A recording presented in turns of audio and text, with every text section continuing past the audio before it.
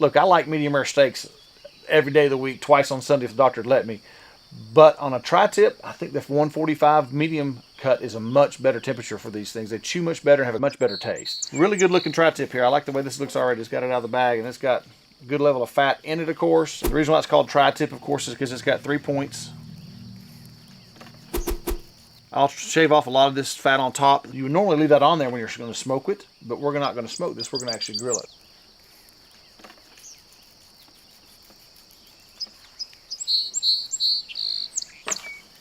Now guys, obviously some of this meat is going to be a little thinner on some edges than other edges, right? So when we cook this, you'll see all the different edges. I'll take some of that off right there, I think. That's much thinner than that backside right there. So we're going to want to take our time when we're smoking this or cooking this and kind of move some of our heat off to one side a little bit and kind of move the steak around as we need to manipulate that heat where we want it and where we don't want it. Because it'll definitely cook faster where it's thinner. Get a little of that fat right there, last little bit right there. I don't want, like I said, I want to be able to have enough fat to where it does really add some flavor, but I also want my rub to stick to it and get the rub to stick everywhere I can so I can add enough for flavor. Now I'll show you what we're using here, folks. We're going to use Jake's famous tri-tip steak and rib rub.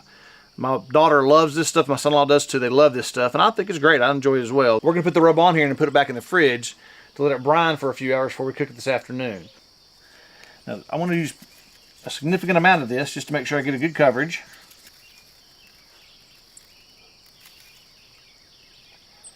Shaker's not going to get up fast enough, so we'll just take this and get it on here.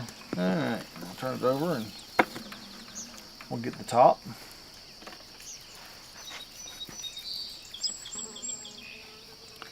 Looks really good. So guys, we're going to get that in the fridge and we'll come back this afternoon when it's time to put it on the grill. Okay, now we're going to use B&B lump charcoal. I've always been a big fan of B&B. We're using lump charcoal because it burns faster and hotter and quicker. And then we're going to use post oak wood. I always use post oak with anything beef, as you guys may know. So we'll put that on there and we'll get that fire going right now.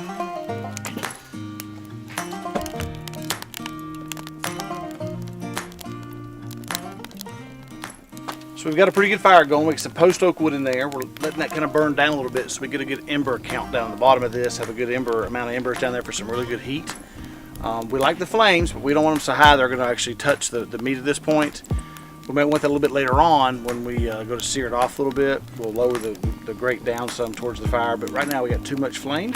When that wood burns down, it'll actually cause some great embers though, and we'll be able to cook over them very, very well. So we'll put the tri-tip on as soon as this dies down a little bit.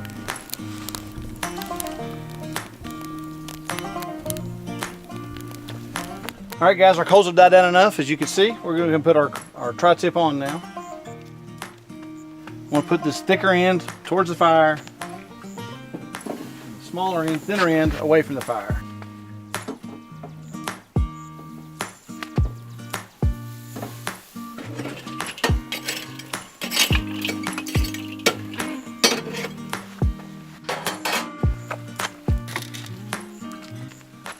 All right, now we're cooking pretty good, guys. We got the tri-tip the way we want it. We pull some coals to this side, on this side over here. Pull the coals over so that the tri-tip can then, the thicker end can be towards those coals. So we'll let it cook here for probably about 10 minutes. We'll check the temperature. About every 10 minutes we'll flip it and we'll go from there.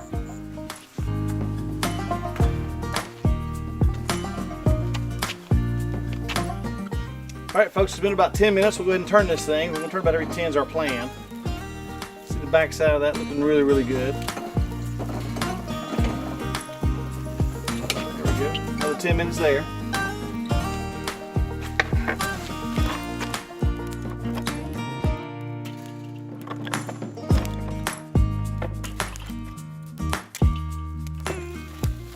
All right guys, it's finishing up now. We're right there at the very end that we're searing it off a little bit. Folks, we got our tri-tip off. Now we tried our best to make sure we kept the thin end away from the heat as much as we could, but you're still gonna have varying temperatures within the meat because of the thickness of it. For example, here's 139, there's 135, here's 150, 153. That's just the nature of the beast with this kind of meat. 160, 160, 70, that's a little, just couldn't help it. And as you can see the differences in 144. That's where we really want this. That's what we want. So we'll let it rest here for a few minutes. I told you we'll slice it up and show you the differences in the grains. We'll give it a taste test. We'll put a little foil over it and we'll let it rest for about 10 minutes. But I want to share something with you real quick.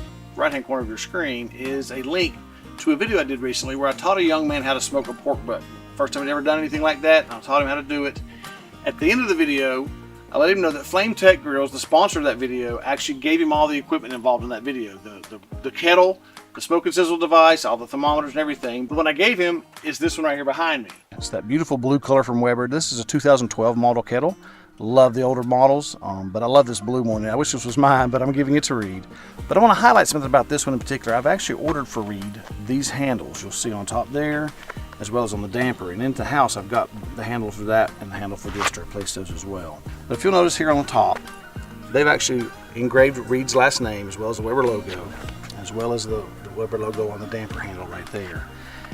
They make all these by hand, guys. They have all the different woods you could possibly want. They do fantastic work. They have a Facebook page called River City Woodworks. Woodworks being one word. Check them out, River City Woodworks. Tell them Grumpy sent you. You have to message them through Facebook Messenger. I think you'll be really impressed with all their work. I was massively impressed. But I'll tell you this, they are very affordable for what they're making.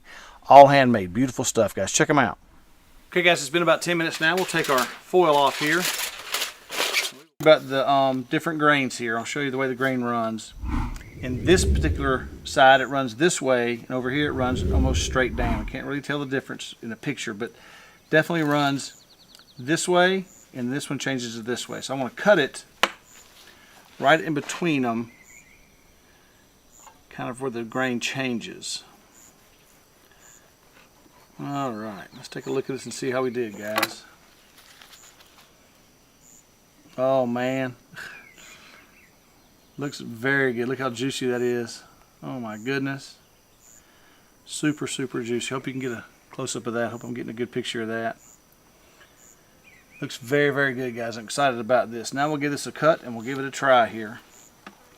Slice across the grain. Cut a few pieces the way the meat is made, or the way it is. Few slices before we get to a decent piece. Oh my goodness, just the way I like it, guys. Got that more of a medium than medium rare, like I said. Now you can see that, how good that looks. I got that in the picture. Looks great, guys. That's a little too big, though. I'm known for taking too big a bite. We'll take a smaller bite here. Let's give it a try, guys. Cheers, folks. Oh. Guys, that is just, oh my goodness. That is so, oh my gosh, that's so juicy, so tender, absolutely delicious. Oh my gosh, that is fantastic.